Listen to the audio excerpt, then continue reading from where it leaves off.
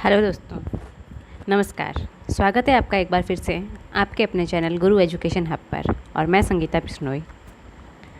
अभी तक हमने कक्षा 6 की विज्ञान के 7 पाठ पूरे कर लिए हैं। 7वां पाठ था कोशिका और अभी हम आज करेंगे 8वां पाठ सूक्ष्म जीव, जो कि रीट की फर्स्ट यूनिट का एक टॉपिक भी है, जिसकी शुरुआत यहीं से कक्षा 6 से होती है। यहाँ इसको हम मिस कर जाएँ कि कक्षा 6 की विज्ञान में क्या है, नॉर्मल है, कुछ नहीं है। लेकिन जो कक्षा 6 की विज्ञान है वो रीट की जो फर्स्ट यूनिट है साइंस की, उसमें पहला जो यूनिट का फर्स्ट चैप्टर वो सूक्ष्म जीव का ही है। तो सूक्ष्म जीव क्या है, इसके बारे में हम पढ़ेंगे। और इससे पहले जो मैंने अभी तक वीडियो अपलोड किए हैं उनमें अगर कोई कमी हो या कुछ ऐसा हो जो मैंने गलत समझाया हो तो उसके बारे में आप मुझे कमेंट करके ज़रूर बताइएगा। और वीडियो पसंद आए हैं तो चैनल को सब्सक्राइब कीजिएगा, वीडियो को लाइक कीजिएगा और शेयर कीजिएगा, ताकि और बेल आइकन भी दबाइएगा ताकि जब भी मैं वीडियो बनाऊं तो आपको जल्द से जल्द नोटिफिकेशन मिले। तो अब शुरू करते हैं हम आज का पाठ सूक्ष्म जीव। कक्षा 6 की विज्ञान का 8वां पाठ है सूक्ष्म जीव। तो इस पाठ में हम पढ़ेंगे सूक्ष्म जीवों के प्रकार, लाभदायक सूक्ष्म जीव, हानिकारक सूक्ष्म जीव और सूक्ष्म जीवों से बचाव हेतु सामग्री का उचित रखरखाव। तो हमारे पास आसपास अनेक सजीव पाए जाते हैं। कुछ बहुत बड़े होते हैं जैसे ब्लू व्हेल, हाथी, बरगद का पेड़ आदि। कुछ इतने छोटे हैं कि इन्हें आंखों से भी नहीं देखा जा सकता, जैसे अमीबा, जीवाणु, वायरस आदि। ऐसे जीवों को जिन्हें हम सूक्ष्मदर्शी की सहायता से ही देख सकते हैं सूक्ष्म जीव कहते हैं। सूक्ष्मदर्शी क्या है? ऐसा उपकरण जिसकी सहायता से सूक्ष्म जीवों को आसानी से देखा जा सकता है, सूक्ष्मदर्शी यंत्र कहलाता है। ये सूक्ष्मदर्शी यंत्र की परिभाषा कि ऐसा उपकरण जिसकी सहायता से हम सूक्ष्म जीवों को आसानी से देख सकें, वो सूक्ष्मदर्शी यंत्र कहलाता है। फिर है सूक्ष्म जीव कि सूक्ष्म जीव क्या है। तो जब काफ़ी दिनों तक किसी ब्रेड या रोटी को कहीं रख देते हैं तो उसमें फफूंद जम जाती है, और तालाब या पोखर के किनारों पर भी काई वगैरह जम जाती है। तो जल की एक बूंद में अनेक प्रकार के जलीय सूक्ष्म जीव पाए जाते हैं, जिन्हें हम सूक्ष्मदर्शी की सहायता से ही देख सकते हैं। अतः सूक्ष्म जीव सामान्यतः हवा, पानी, मिट्टी, गर्म जल स्रोत, बर्फीले क्षेत्र, दलदली भूमि अर्थात सर्वत्र पाए जाते हैं। सभी जगह सूक्ष्म जीव पाए जाते हैं। ये जीवों के शरीर में भी पाए जाते हैं। प्रति ग्राम मिट्टी में लगभग 2.5 अरब जीवाणु पाए जाते हैं। तो देखिए, प्रति अरब मिट्टी में लगभग 2.5 अरब जीवाणु पाए जाते हैं। ये देखिए, अमीबा सूक्ष्म जीव है, ये पैरामीशियम है, ये वायरस है, जीवाणु, कवक, शैवाल और ये मशरूम। अब है सूक्ष्म जीवों के प्रकार कि सूक्ष्म जीव कितने प्रकार के होते हैं। तो सूक्ष्म जीव 6 प्रकार के होते हैं। कौन कौन से? विषाणु, माइकोप्लाज्मा, जीवाणु, कवक, प्रोटोजोआ और शैवाल। विषाणु यानी कि वायरस। विषाणु और वायरस वे सूक्ष्मतम संरचनाएं, ये सूक्ष्मतम संरचनाएं होती है, बहुत ज़्यादा सूक्ष्म होती है, बहुत छोटी होती है। इन्हें सजीव और निर्जीव के बीच की योजक कड़ी भी कहते हैं। ये हमने पहले भी पढ़ा है कि विषाणु को सजीव और निर्जीव के मध्य की योजक कड़ी कहते हैं, क्योंकि इसमें सजीव और निर्जीव दोनों के गुण पाए जाते हैं। स्वतंत्र अवस्था में तो ये निर्जीव होते हैं, लेकिन जब किसी सजीव में प्रवेश करते हैं तो उनमें सजीवों वाले गुण आ जाते हैं, उनमें वृद्धि भी होती है, इनमें गुणन भी होता है। ये हमने पहले पढ़ा है। तो देखिए, ये सजीव और निर्जीव के मध्य की योजक कड़ी है, क्योंकि इसमें सजीव और निर्जीव दोनों के गुण पाए जाते हैं। प्रकृति में निर्जीव की तरह रहते हैं, लेकिन जब किसी सजीव में प्रवेश करते हैं तो इनमें वृद्धि और गुणन होता है। यह पादपों और जंतुओं में कई प्रकार के रोगों को फैलाता है। उदाहरण है tobacco mosaic virus, TMV, human immuno deficiency virus, HIV जो कि एड्स का वायरस है। तो देखिए, इनकी फुल फॉर्म TMV की टोबैको मोज़ेक वायरस और HIV की फुल फॉर्म है ह्यूमन इम्यूनो डिफिशियंसी वायरस। दूसरा है माइकोप्लाज्मा। माइकोप्लाज्मा सबसे छोटी कोशिका है जो जीवाणु फिल्टर में से भी छन जाती है। इसके द्वारा बैंगन में लघुपर्ण और तिल में तिल की फिलोडी नामक रोग होते हैं। इसे पादप जगत का बहुरूपिया भी कहते हैं। प्लांट किंगडम का जोकर भी कहलाता है माइकोप्लाज्मा। जीवाणु, बैक्टीरिया, ये प्रोकैरियोटिक एक कोशिकीय जीव है। हमारे आसपास के प्रत्येक स्थान पर जीवाणु पाए जाते हैं। उदाहरण है इकोलाई और लैक्टोबैसिलस। तो जीवाणु क्या है? प्रोकैरियोटिक एक कोशिकीय जीव है। इसके उदाहरण है इकोलाई और लैक्टोबैसिलस। लैक्टोबैसिलस जो दूध को दही में दूध से दही बनाने में काम आता है। चौथा है कवक यानी कि फंगई। इन्हें फफूंद या फंगस या कवक भी कहते हैं। ये एक कोशिकीय से बहुकोशिकीय सरल संरचना वाले सूक्ष्म जीव होते हैं। इनकी कोशिकाओं में पर्णहरित नहीं पाया जाता है, इसलिए ये अपना भोजन स्वयं नहीं बना सकते। कुछ कवक मर्तोपजीवी के रूप में सड़े गले कार्बनिक पदार्थों के अवशोषण की विधि द्वारा भोजन प्राप्त करते हैं, जैसे मशरूम यानी कि सांप की छतरी। कुछ कवक पादपों में जंतुओं पर परजीवी के रूप में पाए जाते हैं, जैसे उदाहरण गेहूं पर पक्षिनिया ग्रिमिनिस ट्रिटिसाई, काला कीट रोग। गेहूं का काला कीट रोग किसके कारण होता है? तो गेहूं का काला कीट रोग पक्षिनिया ग्रिमिनिस ट्रिटिसाई के कारण होता है। और बाजरे का जोगन रोग स्केलोस्पोरा ग्रोमिनी कोला के कारण होता है। कुछ कवक शैवालों के साथ भी सहजीवी के रूप में पाए जाते हैं। तो इनको अपने सहजीवन के लिए, अपना जीवन करने के लिए, जीवन यापन करने के लिए किसी न किसी अन्य पर निर्भर रहना पड़ता है। तो कुछ कवक तो मर्तोपजीवी के रूप में सड़े गले कार्बनिक पदार्थों से अवशोषण करते हैं भोजन का। कुछ पादप व जंतुओं पर परजीवी के रूप में पाए जाते हैं, जैसे कि गेहूं का काला कीट रोग होता है, उसके कारण पक्षिनिया ग्रेमिनिस ट्रिटिसाई इसका रोग कारक है। और बाजरे पर जोगन रोग होता है स्केलोस्पोरा ग्रोमिनी कोला के कारण। अब है प्रोटोजोआ। ये एक कोशिकीय जीव है। उदाहरण है इसका अमीबा और पैरामीशियम। शैवाल, एल्गी। ये एक कोशिकीय से बहुकोशिकीय सरल संरचना वाले पादप है। तो शैवालों की उपस्थिति के कारण ही तालाबों, नदियों, पोखरों और नालों का पानी हरा दिखाई देता है। उदाहरण है इसके क्लेमाइडोमोनास, क्लोरेला यूकैरियोटिक और एक कोशिकीय होता है।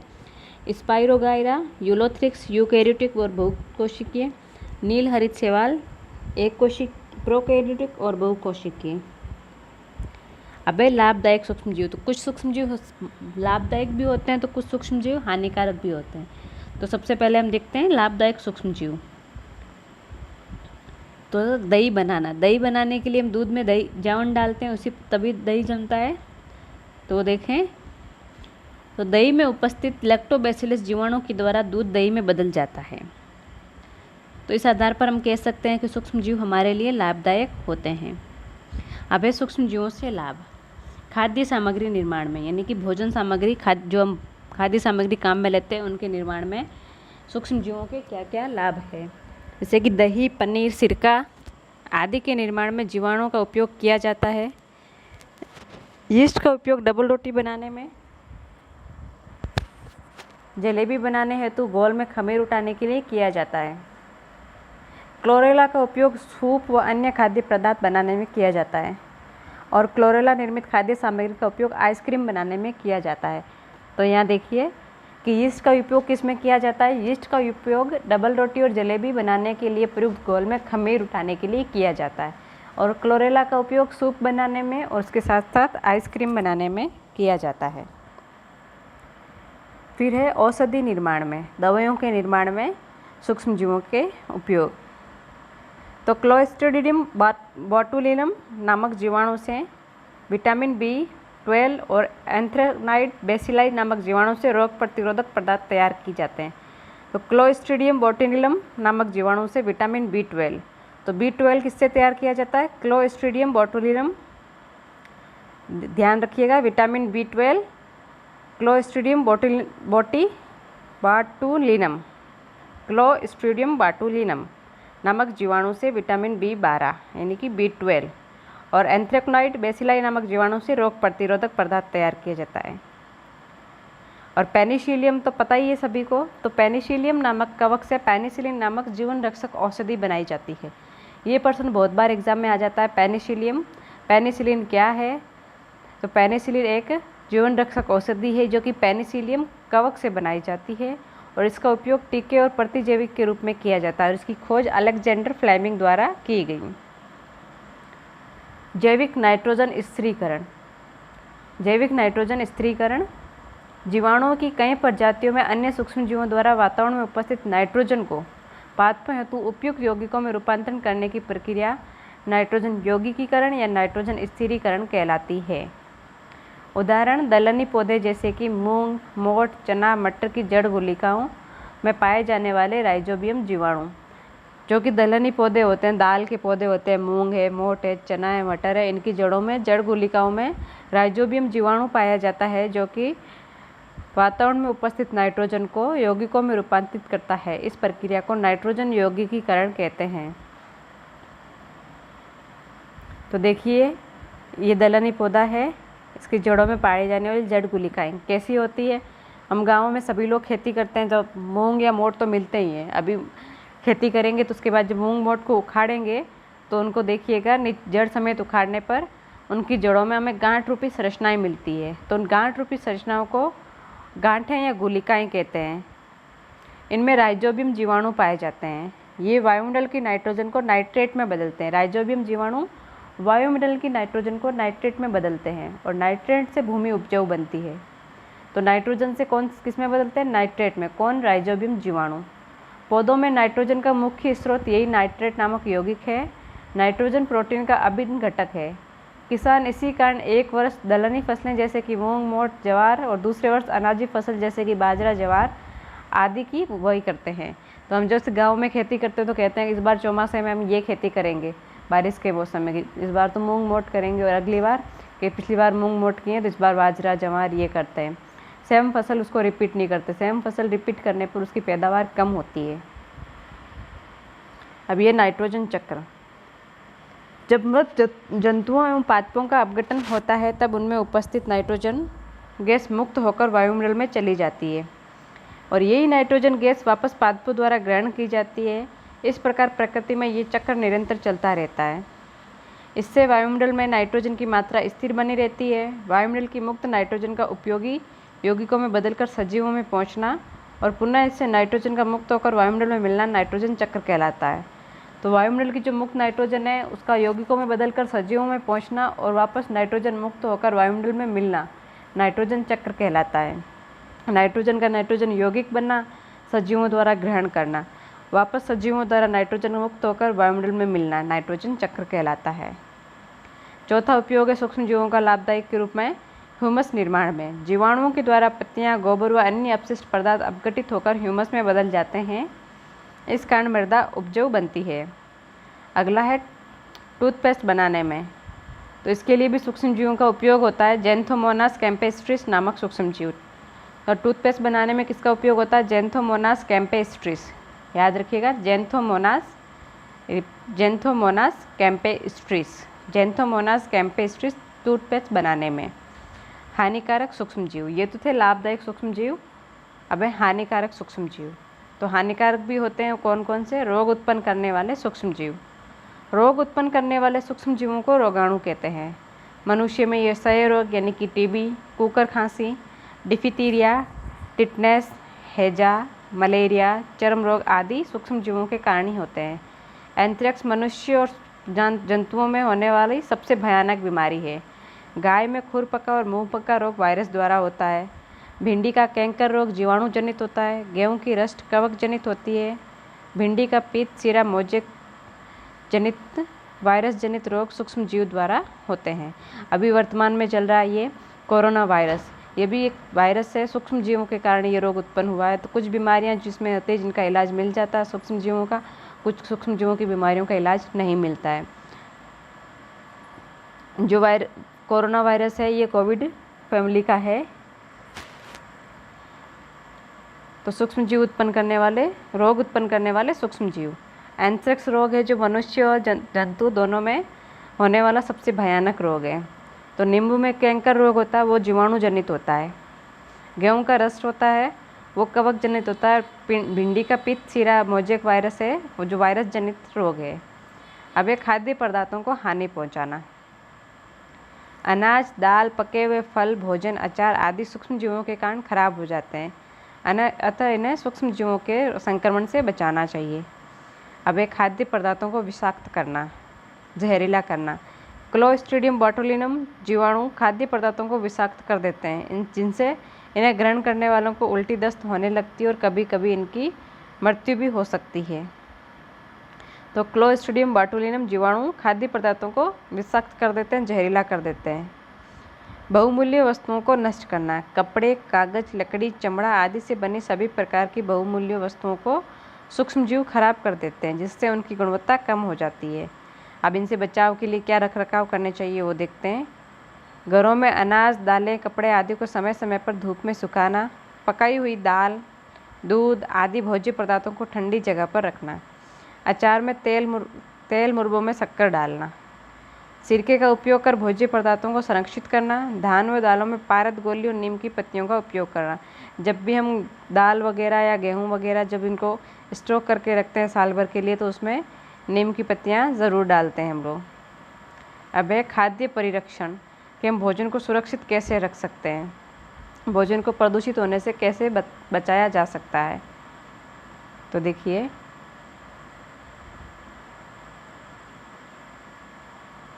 तो खाद्य परिरक्षण क्या है? खाद्य पदार्थों व भोजन की पौष्टिकता व गुणवत्ता को यथावत बनाए रखने की प्रक्रिया को खाद्य परिरक्षण कहते हैं। कि जैसे उनके गुण हैं वो उनके गुण, उनकी और भोजन की पौष्टिकता दोनों ही नष्ट नहीं होनी चाहिए और लंबे समय तक वो चले भी, तो उस चीज़ को हम खाद्य परिरक्षण या फूड प्रिजर्वेशन कहते हैं। जैसे कि घरों में अचार डालते हैं वो साल 2 साल तक ख़राब नहीं होता, तो वो एक तरह से खाद्य परिरक्षण है। तो खाद्य परिरक्षण के क्या तरीके हैं, सामान्य तरीके देखते हैं। शीतलन, यानी कि रेफ्रिजरेट करना किसी चीज़ को। रेफ्रिजरेशन प्रक्रिया में तापमान कम होता है। कम ताप पर सूक्ष्म जीवों की जैविक क्रिया की दर अत्यधिक में कम हो जाती है, तो कम ताप पर सूक्ष्म जीव जैविक क्रिया नहीं कर पाते हैं, जिसके कारण इनमें वृद्धि नहीं होती है। अतः रेफ्रिजरेटर के अंदर रखी खाद्य सामग्री जल्दी खराब नहीं होती है। कम ताप पर खाद्य पदार्थों को रखने की विधि को शीतलन कहते हैं। आजकल किसान और व्यापारी फलों, सब्जियों आदि खाद्य पदार्थों को लंबे समय तक सुरक्षित रखने के लिए कोल्ड स्टोरेज यानी कि शीत गृहों का उपयोग करते हैं। फिर है निर्जमीकरण।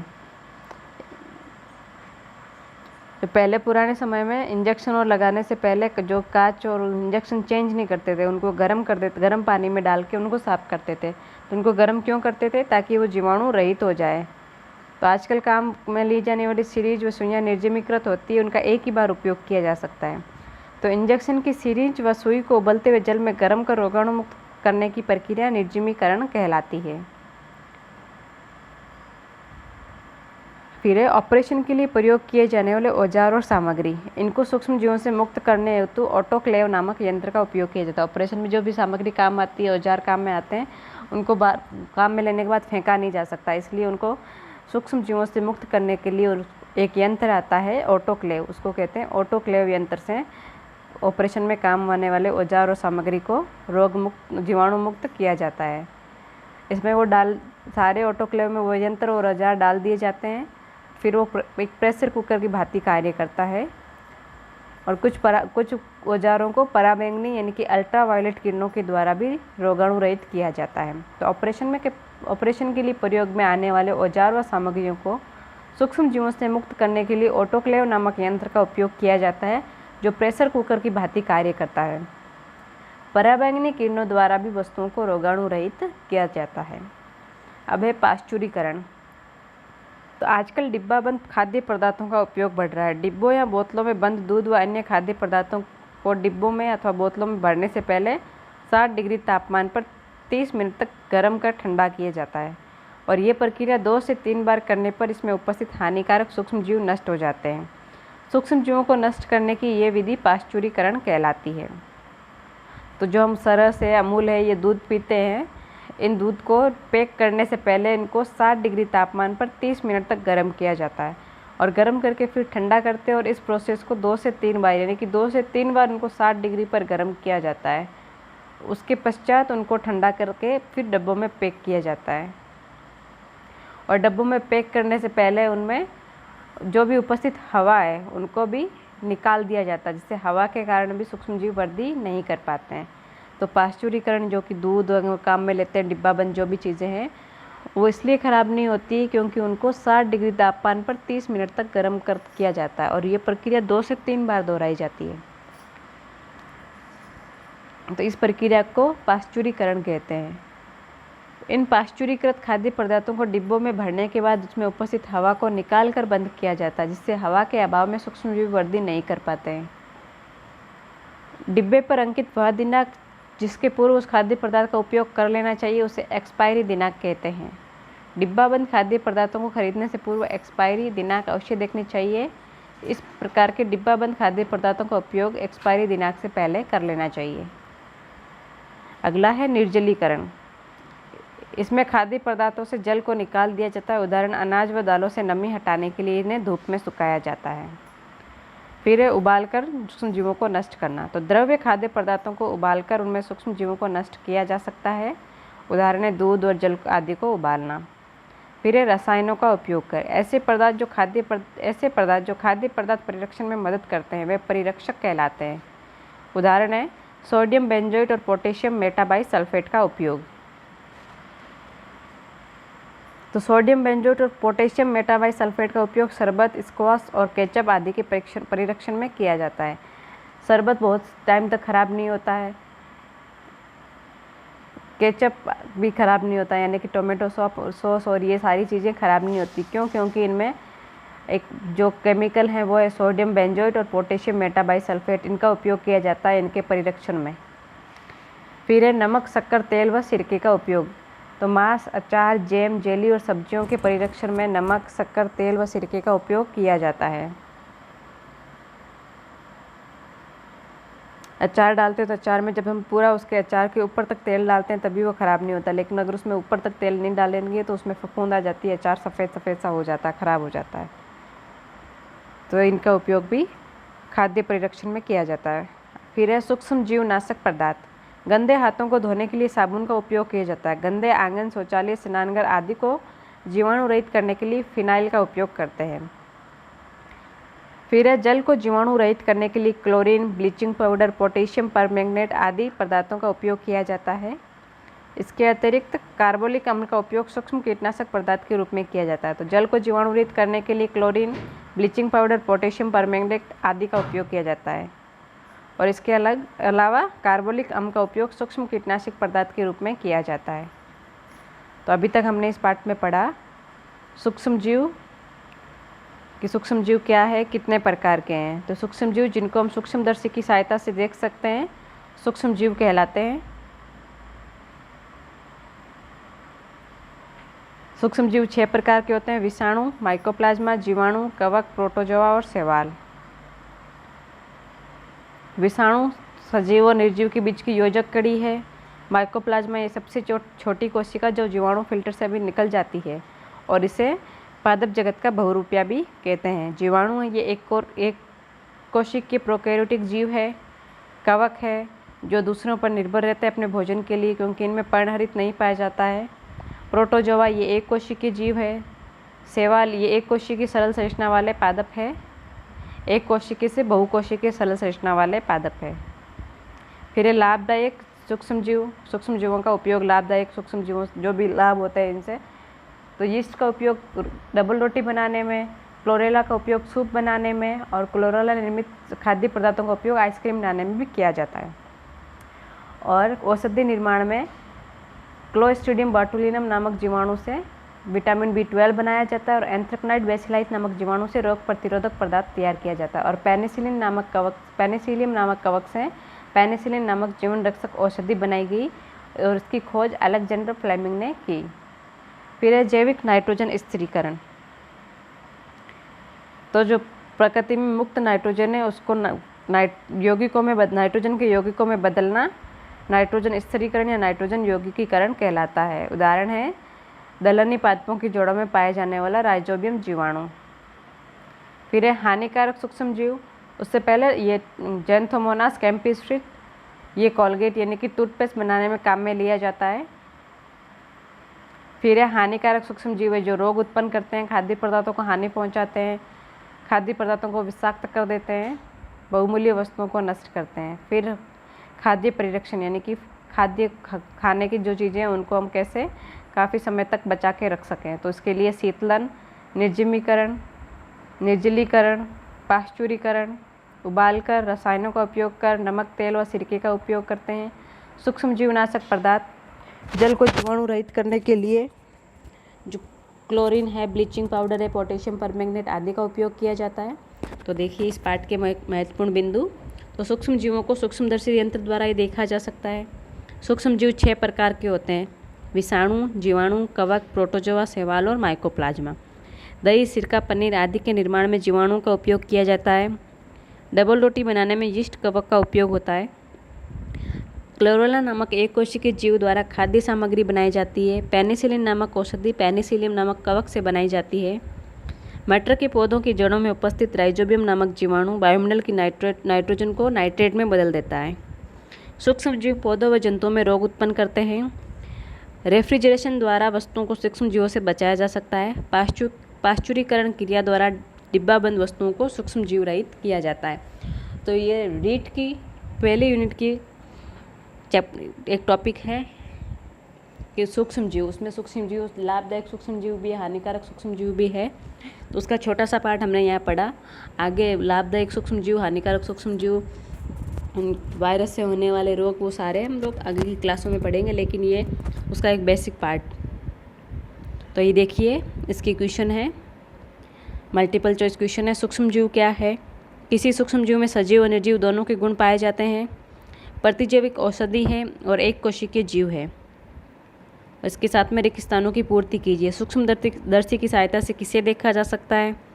ये 4 रिक्त स्थानों की पूर्ति है। और इसके बाद में मिलान कीजिए, सही का मिलान करना है। विषाणु, राइजोबियम, यीस्ट और लैक्टोबैसिलस, इनका मिलान करना है कि इनमें से कौन सा विषाणु है, लैक्टोबैसिलस किसका कार्य करता है, यीस्ट किसका कार्य करता है, राइजोबियम किसका कार्य करता है। तो ये पूरा पार्ट हुआ। 8वां पार्ट कक्षा 6 की विज्ञान का 8 पार्ट हमने पूरे पढ़ लिए हैं। इससे पहले तक हमने 7 पार्ट पढ़ लिए और कल हम 9वां और 10वां पार्ट पूरा करेंगे। 4-5 दिन में हमारी कक्षा 6 की विज्ञान पूरी हो जाएगी। और स्कूलें खुलने की भी बारी आ गई है। लगभग आज गोविंद सिंह डोटासरा ने कहा है कि स्कूलें अभी तक 1 जुलाई को खोलने का है। उसके बाद अगर कोई नया आदेश आता है तो देखी जाएगी, लेकिन अभी तक स्कूलें 1 जुलाई को खुलेगी। तो उससे पहले थोड़ा बहुत सभी रिवाइज़ कर ले सारे बच्चे कि हाँ हमने ये पढ़ना है स्कूल जाके। तो टीचर्स को भी अच्छा लगेगा कि हाँ बच्चों ने घर पे छुट्टियों में पढ़ाई की है। तो स्कूलें खुलने का है कि 1 जुलाई को स्कूलें खुल जाएगी। आगे बाकी अगला आदेश का पता नहीं क्या होगा, लेकिन यही है कि स्कूलें खुल भी जाए तो सोशल डिस्टेंसिंग का पूरा ध्यान रखते हुए, खुद को सैनिटाइज करके, मास्क लगा के, अपनी खुद की सुरक्षा अपने हाथ में है और इसका सुरक्षा ही बचाव है, यही एक उपाय है इसका। तो जो भी मैंने वीडियो डाले हैं अभी तक चैनल पे, उनको सब्सक्राइब कीजिएगा, सारे वीडियो देखिएगा, शेयर कीजिएगा और कोई समस्या हो तो समस्या को कमेंट करके ज़रूर बताइएगा। और कोशिश करूँगी कि मैं वीडियो रोज़ अपलोड करूँ, 2 वीडियो तो कम से कम रोज़ अपलोड करूँ। अगर कभी किसी वजह से मिस हो जाता है तो वजह यही है कि तबीयत ठीक नहीं रहती इन दिनों में, कुछ वीडियो मिस हो जाए कभी कभार, तो उसके लिए पहले से माफ़ी। कोशिश लेकिन यही करूँगी कि वीडियो बनाती रहूँ। और स्कूलें शुरू हो जाएगी 1 तारीख से कंटिन्यू, तो आप लोगों के लिए भी टाइम थोड़ा निकालना मुश्किल हो जाएगा, लेकिन कोशिश करूँगी कि आप लोगों के लिए भी टाइम निकालूँ। तो ये हमने कक्षा 6 का 8वां पार्ट भी पूरा कर लिया, सूक्ष्मजीव, जो कि रीट के लिहाज से भी बहुत ज़रूरी है। तो धन्यवाद। अभी का वीडियो हम यहीं समाप्त करते हैं और मिलते हैं कल एक नए वीडियो के साथ। Good night.